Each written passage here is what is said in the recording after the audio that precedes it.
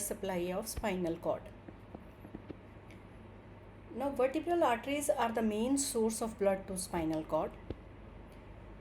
So, what are the set of branches which are going to supply the spinal cord is anterior spinal artery, posterior spinal arteries, and segmental arteries. Out of this anterior spinal artery and posterior spinal artery, they are arising from vertebral arteries. The another origin of posterior spinal artery is sometimes posterior inferior cerebellar arteries. And this anterior spinal artery, this is running in the anterior median fissure, so that's why it is 1 in number. And posterior spinal arteries, they are running in the posterolateral sulcus, that's why there are two spinal arteries, two posterior spinal arteries. You can see here. So this is the anterior spinal artery which is running in the anterior median fissure. So these are posterior spinal artery which are running in the posterolateral sulcus. All these arteries, they communicate around the cord to form a pial plexus called as arterial vasocorona, arteria coronae. So this is the network of branches. Sorry, these are communicating with each other. So this is vasa corona. So all these arteries, basically they communicate around this cord. Coming to the anterior spinal artery, which is 1 in number, it is formed by joining of two spinal branches arising from the vertebral arteries in the upper cervical vertebral canal. You can see here. So here the two branches are arising, they join to form a single anterior spinal artery. So it runs in the anterior median fissure. You can see here, it is running in the anterior median fissure. It supplies the anterior 2/3 of the spinal cord. So this much portion is supplied by anterior spinal artery.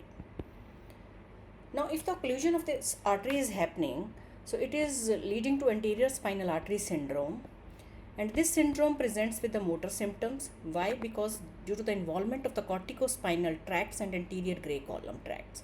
So these are involvement of these tracts which are lying in this region. So they are giving the motor symptoms in case of occlusion of the anterior spinal artery. Then bilateral loss of pain and temperature sensation due to the involvement of the spinothalamic tract, which is again lying in this region. So this is the basically occlusion of anterior spinal artery. Coming to posterior spinal arteries, these are 2 in number. Origin is either from the vertebral artery. You can see in this diagram, they are arising from the vertebral artery, or they may arise from the posterior inferior cerebellar artery. Run down in posterolateral sulcus and divides into medial and lateral branches along the posterior nerve root. So it supplies the posterior 1/3 of the spinal cord. So this region is supplied by the posterior spinal artery. Now, occlusion of this posterior spinal artery, it is involving the dorsal column basically. So dorsal column is these are the fasciculus gracilis and cuneatus tracts. These are the posterior column tracts. So these tracts are meant for, you can say they are responsible for sensing vibration, fine touch and proprioception. If the occlusion of the posterior spinal artery is happening, so it is going to involve these two tracts, that is fasciculus gracilis and cuneatus. These are the posterior column tracts. So the patient will present with certain symptoms. So what are those? There may be sensory ataxia, that is decreased coordination of the voluntary movements due to loss of proprioception, leading to poor balance and unsteady walking. Then decreased sensation of vibration and fine touch. So this is because of the involvement of the posterior spinal artery occlusion, or you can say going to involve the dorsal column.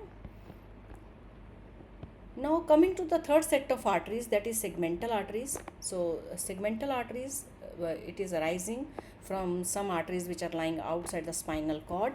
So they reach the cord.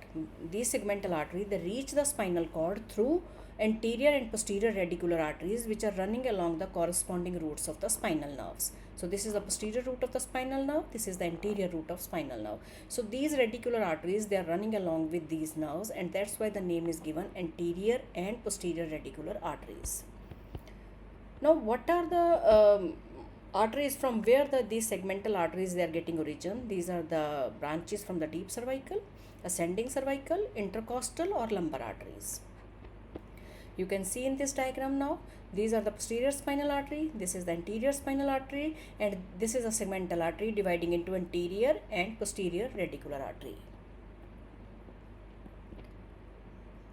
Now this anterior radicular artery and posterior radicular artery, if we compare them, so anterior radicular arteries, they are larger and less in number, whereas posterior radicular arteries, these are smaller and more in number.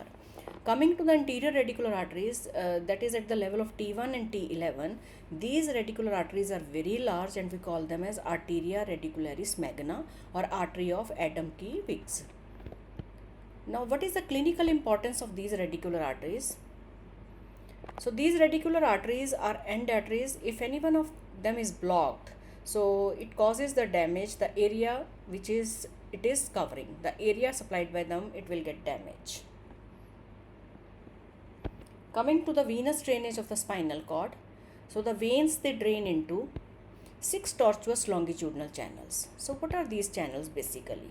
So these channels are 2 median longitudinal channels which are running in the anterior median fissure and posterior median sulcus. So 2 median longitudinal channels, 2 anterolateral. These are 2 anterolateral channels, one on either side of the posterior part of the anterior root, and 2 posterolateral which are running in relation to the posterior nerve root, where that is posterior to the posterior nerve root.